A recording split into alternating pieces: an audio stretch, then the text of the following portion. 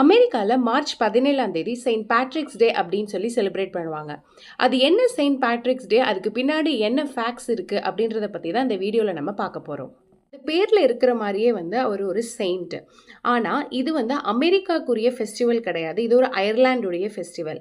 ஏன் அப்படி பார்த்தோம் அப்படின்னா, இவர் ஒரு ரோமன் பிரிட்டனை சேர்ந்தவர். ஒரு 16 வயசா இருக்கும்போது ஐரிஷ் ரைடர்களால கடத்தப்பட்டு அடிமையாக்கப்பட்டிருக்காரு. அங்கேருந்து தப்பிச்சு தன்னுடைய சொந்த நாட்டுக்கு போறாரு. கொஞ்சம் வருஷத்துக்கு அப்புறம் திருப்பியுமே அயர்லாண்டுக்கு கிறிஸ்தவத்தை பத்தி சொல்றதுக்காண்டி ஒரு கிறிஸ்டியன் மிஷனரியா வந்திருக்காரு அப்படின்னு சொல்லி சொல்றாங்க.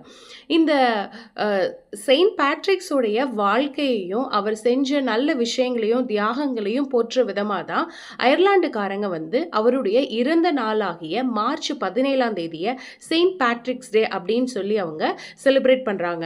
இது அயர்லாண்டில் ஒரு ரிலீஜியஸ் அண்ட் கல்ச்சுரல் டேயாக செலிப்ரேட் பண்ணுறாங்க. இத்தனைக்கும் இதை ஒரு ஹாலிடேயாகவே அவங்க டிக்ளேர் பண்ணியிருக்காங்க.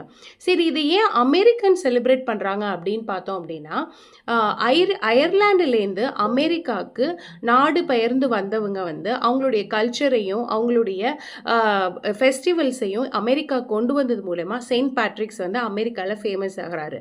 ஆனால் இது அமெரிக்காவில் மட்டும் இல்லைங்க, 50 நாடுகளில் கிட்டத்தட்ட ஜப்பான் தொடங்கி அர்ஜென்டினா வரையும் செயின்ட் பேட்ரிக்ஸ் டேயை செலிப்ரேட் பண்ணுறாங்க. ஓகே, இந்த செயின்ட் பேட்ரிக்ஸ் டேல என்னென்னலாம் விஷயம் இருக்குன்னு பார்த்தோம் அப்படின்னா, ஃபர்ஸ்ட் பார்த்தோம்னா இதுக்குன்னு ஒரு சிம்பிள் இருக்குதுங்க. அதுதான் ஷாமராக் லீஃப் அப்படின்னு சொல்லி சொல்றாங்க. ஏன் இந்த லீஃப் அப்படின்னு பார்த்தோம் அப்படின்னா, இந்த செயின்ட் பேட்ரிக்ஸ் கிறிஸ்தவத்தை பத்தி மக்கள்கிட்ட சொல்லும் போதைக்கு இந்த லீஃபை ஒரு உதாரணமாக காட்டி, அந்த லீஃப் எப்படி இருக்கும் அப்படின்னா 3 லீஃப் உள்ளடங்கிய ஒரு லீஃப்.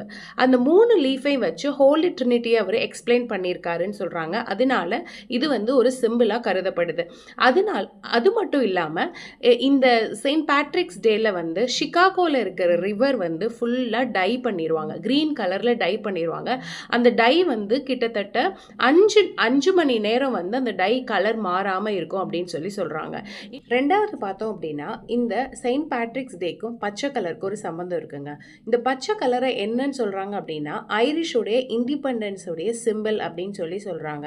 அது மட்டும் இல்லாம அவர் அந்த ஷெம்ராக் லீஃபையும் யூஸ் பண்ணனால இந்த பச்சை கலர் தான் ஒரு செலிப்ரேஷன் கலராகவே இந்த குறிப்பிட்ட நாள், அதாவது இந்த செயின்ட் பேட்ரிக்ஸ் டேல யூஸ் பண்ணுறாங்க.